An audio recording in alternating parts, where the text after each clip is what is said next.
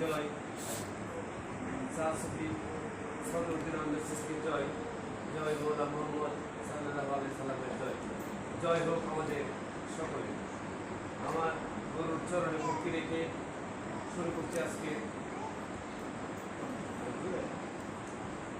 আমার গুরুর চরণে ভক্তি রেখে শুরু করছি আজকের আলোচনা। ভুল ত্রুটি ক্ষমা সুন্দর দৃষ্টিতে দেখবে। প্রথমে ভাই সাহেব আলোচনা করেছেন হুসাইন আমার হাতে, আমি হুসাইন হই। আলোচনা করেছেন ধর্ম নিয়ে, আলোচনা করেছেন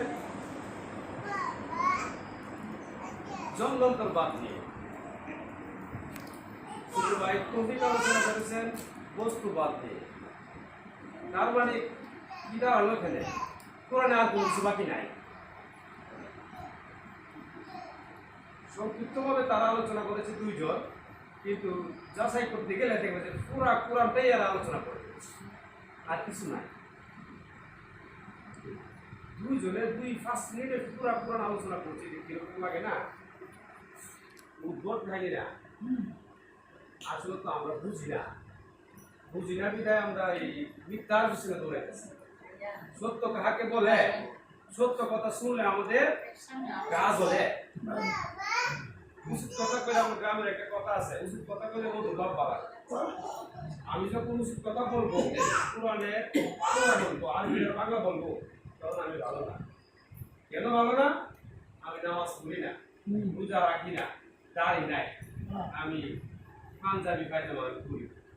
এই জন্য আমার কত কাছে ভালো লাগে না। আর আমি আরবি বাংলা করলোই তারা শুনলে এই যে ভাই সাহেব যে বললো হুসাইন আমার হতে, আর যে বললো ধর্মের কথা, ধর্ম মনে করো যে ইসলাম ধর্মে আমাদের ধর্ম, আর যত ধর্ম আছে পৃথিবীতে সকল ধর্ম বাদ। এটা কোন ধরনের কথা?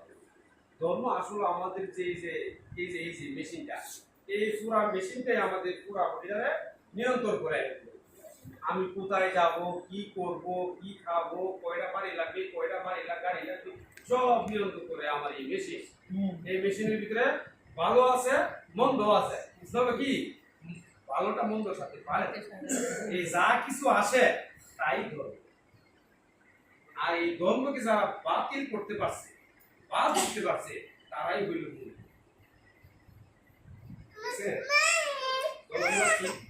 আর হুসাইন নিয়ে ওই দিন যে কথা বলছিলাম, আমার মন মতো হয় নাই। আমার আরো বলার ইচ্ছা ছিল। বাইসার কিন্তু আলোচনা শুরুতেই হুসাইন প্রসঙ্গ একটু বলছে, আমি আর একটু হুসাইন সম্পর্কে একটু বলবো। এই যে মৌলা হুসাইনকে, মৌলা অর্থ কি জানেন? মৌলা অর্থ নেতা, ইমাম, বুঝছে? যা শিক্ষক অর্থ ইমাম, গুরু অর্থ ইমাম, উস্তাদ অর্থ ইমাম। এক এক দেশের এক একটা ভাষা, কোনটা ফার্সি ভাষা, কোনটা আরবি ভাষা, কোনটা হিন্দি ভাষা, কোনটা বাংলা ভাষা, সব মিলাই সেটা হলো একই কথা। যে হুসাইনকে যে দাওয়াত দিয়া কারবালার মাঠে এই ঘটনা ঘটাই না, আমরা দেশের মুসলমান, সমস্ত পৃথিবীর মুসলমান এই ব্যাপারে যদি তাদেরকে কোনো কিছু জিজ্ঞেস করি, তারা কত ধরনের উত্তর দেয় ভাষায় প্রকাশ করার পরে। অথচ সে অনেক বড় দাঁড়িয়ে 5 ওয়াক্ত নামাজ পড়ে রোজা রাখে, অনেকগুলি কথা বলে, কিন্তু কারবালা যে ঘটাইল, হুসাইনকে যে কল্লা আলগা করলো, শহীদ করলো, এই ব্যাপারে কোনো কিছু বলতে রাজি না। অনেকগুলি কাহিনী বলার পরে সব বসে এই কথাটা একটু হালকা করে দেবে। এই হচ্ছে আমাদের দেশের আলেম উলামা এবং মুসলমানরা। আর মুসলমান হওয়া এত সুজাও না, মুসলমান হওয়া অনেক কঠিন। আমরা তো গুরু খাওয়ার মুসলমান, গুরু খাওয়ার মুসলমান। বাপদাদা যে কুরবানি দিচ্ছে সেই কুরবানি আমরাই দিই।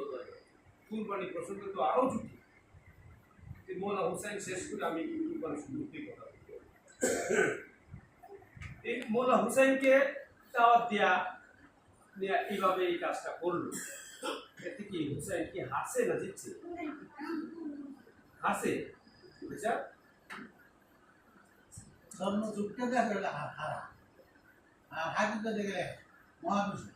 আরে হুসাইন যদি বলতো হুজুররা বলতো কত শব্দ আমাদের মুসলিম ইমাম সাহেব বলতেছে পানির অভাবে হুসাইন নাকি মারা গেছে জয়নাল নাকি পানির অভাবে মারা গেছে কত বড় মিথ্যা কথা এই কবিরাজ আমার শ্বশুর বাড়িতে কবিরাজ বিড়িতে ফুট দিয়ে বলা বলা বলে তারে আর হুসাইন যদি পানির অভাবে মারা যায় এটা কিরকম ব্যতিক্রম লাগে না হুসাইন যদি পানির কথা আল্লাহর কাছে কইতো সাগর আইতো তো সামনে সারা কারবালা বুঝে যেত পানিটা বন্যা হয়ে যেত কারবালা অথচ এই মোল্লা কইতেছে পানির অভাবে হুসাইন মারা গেছে এটা হুসাইনেরও একটা পরীক্ষা আল্লাহ হুসাইনেরও একটা পরীক্ষা লইছে পরীক্ষা করে দেখছে হুসাইনের কয়টা বাজে কিন্তু দেখছে হুসাইনেরই জয় হয়েছে গিয়া বলছে না যারা নবী বলছে না ইসলাম তো জিন্দা হবে তো কারবালা কি আসছে আর ইসলাম জিন্দা হয়েছে কার হুসাইন শহীদের মাধ্যমে হুসাইনের যে শহীদ হয়েছে সাধারণ বরণ করেছে এতে ইসলাম জিন্দা হয়েছে ইসলামের মরণ হয় নাই আমার মধ্যে আমার যে নফস এই নফসের মধ্যে দুইটা জিনিস আছে সাতটা আমি বাজি একদিন আলোচনা করেছিল যে আমার মধ্যে সপ্তম ইন্দ্রিয় মহাপ্রভুকে জিজ্ঞেস করেছিল যে হুজুর আপনি খালি বলেন সপ্তম ইন্দ্রিয়তে এগুলি সব কিছু বাদ দিলে নাকি আমিও আপনার মতো হয়ে যাবো কোনটা তুই কোনটা ধরবি মহাপ্রভু উত্তর দিয়েছিল আর মিয়া তুমি একটা ধরো বাকি আমি দেখবো দেখছেনি এই সাতটাকে একসাথে তো ধরা সম্ভব না সাতটার কথা আমি নাই বললাম আমি দুইটার কথা বলি আমার মধ্যে জিনিস আছে দুইটা একটা আছে ভালো একটা আছে মন্দ একটা আছে হুসাইন এটা আমি আবার ইয়াতে নিয়ে কারবালাতে নিয়ে দিই আমার মধ্যে হুসাইনও আছে আমার মধ্যে এই দিকও আছে ভালোটা হচ্ছে হুসাইন মন্দটা হচ্ছে ইয়াজিদ ইয়াজিদের সাথে মন্দর সাথে কিন্তু ভালো কোনো সময় পারে না পারে কি আমাদের স্কুলেও টাকা দেয় কালীপুর স্কুলে বেশা কালীপুর স্কুলের এক বেডি আমাদের স্কুলের ফ্যামিলি স্কুলের এক বেডি আমার কাছে মোবাইলটা নিয়ে আসছে তো ভাই দেখছি কদিন পরে কি মেসেজ আয়ে আমি বাংলা মেসেজ টাকা আপনার মোবাইলে যোগ হয়েছে আপনি যথাসময় করতে হবে আমি কইলাম যে এটা তুমি ভিত্তিক হয়েছে বুঝি বাংলা তুমি ভিত্তিক স্কুল করে জীবন পাইছি তখন আমি দিলাম অন্ধকার একটা ডিল হয়েছে তুমি কি অ্যাকাউন্ট করছো আমি তো করি আমি জানি নগদে অ্যাকাউন্ট করতে হয় তারপরে এই টাকাটা আপনার নগদে অ্যাকাউন্টে অন্ধকারে ডিল দিলাম ওই নগদে অ্যাকাউন্ট চেক করলাম চেক করে একটা অন্ধকারে একটা পিন নাম্বার দিলাম 1112 আল্লাহর রহমত মিলাইছে ওই অ্যাকাউন্টে হচ্ছে আপনার 1800 সামথিং টাকা এক বছরের টাকা তাই বললাম ঠিক আছে তো মোবাইলটা আমি বিকালে সামথিং চাই বিকালে নিয়ে বলি নাই আমার দিকে সেটা ঢুকছে অ্যাকাউন্টের টাকাটা দেখো এই যে মন্দ আর ভালো শুরু হয়েছে কুটকুটি আমি চলতে থাক লাগা একটা তোর বৈশ রঙ আমি দেখতে আছি আমি দিলাম বেদিরে আমি কি মোবাইলটা বিকালে নিয়ে আইসো বিকালে নিয়ে আইসে আমি আয়া ডাক্তারের পালতে সম্ভবত আরো 50 টাকা করেছি ওটার পরে এমন ঝগড়া লাগছে আমার মধ্যে এই বিড়ি জানে না বিড়ি কত টাকা পাইছে বিড়ি তো 500 টাকা দিল বিড়ি তো বুঝি অনেক টাকা পাইছে 500 টাকা দিবি আমি কিছু বলি না মুখে কিছু বলি না চলতেছে ঝগড়া 1000 টাকা লাগে দিল তুই বিড়ি পাইছে 900 টাকা তাও বিড়ি খুশি ইচ্ছা মতো বাদ করতেছে আমি কি করছি সরকারের টাকাটা উঠায়া টাকাটা মোবাইল দ্বারা টাকাটা বেচায়া আমি তো ট্রাই করি সর্বশেষ কইতেছে কি তো মানে হুজুর দোয়া করে শুক্রবার নামাজে বসে সর্বশেষে যাবো একটা মুরগির ডিমের সব পাইবো আমার সর্বশেষ আমার নবস আমার কইছে একটা সাহাইলা বুঝে সাহাইলা তুমি কি তো বলছিলে এ আবার সেটা আইতে মুরগার ডিম আইছে সাহা পাইছে আমি উঠে আছি সর্বশেষ কি আপনি এটা আগে কিছু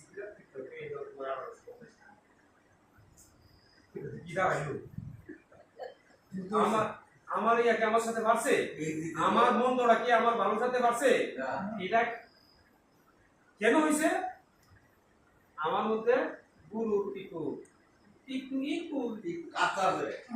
বাতাস আছে বিদায় আমি আমার লক্ষ্যের সাথে যুদ্ধ করে পারছি এই মানুষের মধ্যে হুসাইনও আছে, এজিদও আছে। এজিদ হুসাইনের সাথে, হুসাইন এজিদের সাথে যুদ্ধ করে পারে না।